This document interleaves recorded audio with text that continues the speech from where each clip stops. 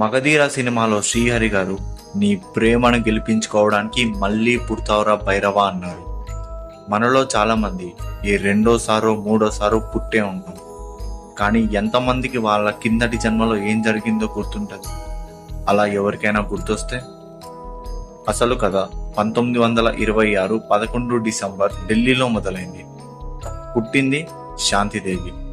తను పుట్టిన 3 ఏళ్ల దాకా సరిగ్గా మాట్లాడేదే కాదంట.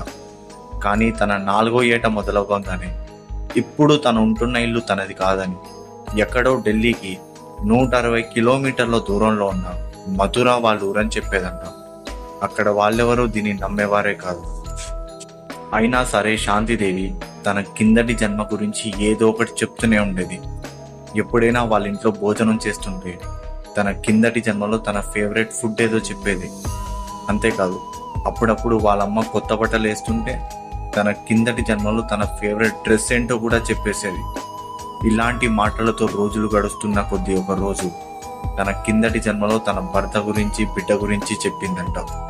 తన భర్త పేరు కేదార్నాథ్ అని, ఆయనకి మధురాలో ద్వారకాధీశ్ మందిర్ ఎదురుగానే ఓ బట్టల దుకాణం ఉంది అని చెప్పిందంట. అంతేకాదు, తన భర్తకుండే 3 యూనిక్ ఫీచర్స్ ఏంటో చెప్పిందంట.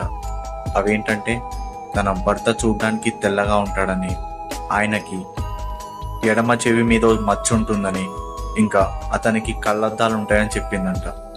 ఇప్పటిదాకా తను చెప్పిన విషయాలన్నిటినీ డామినేట్ చేసే ఒకే ఒక్క విషయం ఏంటంటే, తన బిడ్డకి జన్మనిచ్చిన 10 రోజుల తర్వాత చనిపోయాను అని చెప్పిందంట.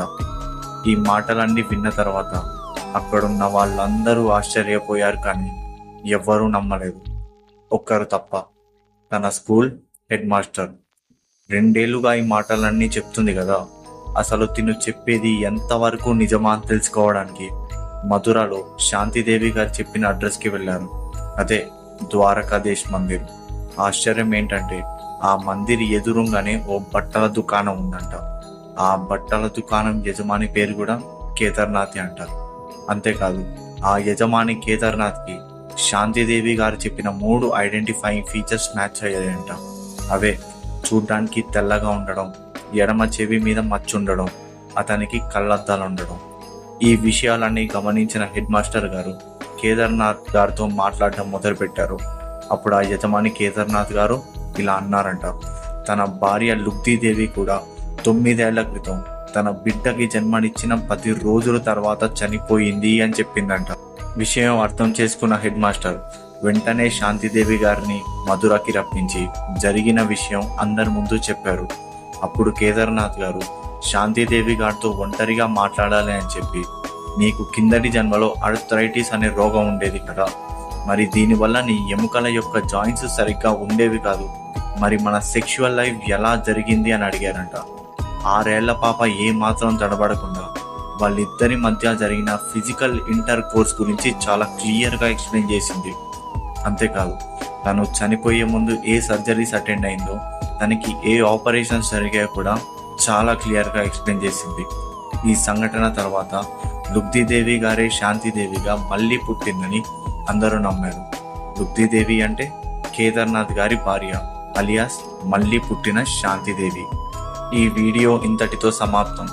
ఈ వీడియో నచ్చితే లైక్ చేయండి, ఎలా ఉందో కమెంట్ చేయండి.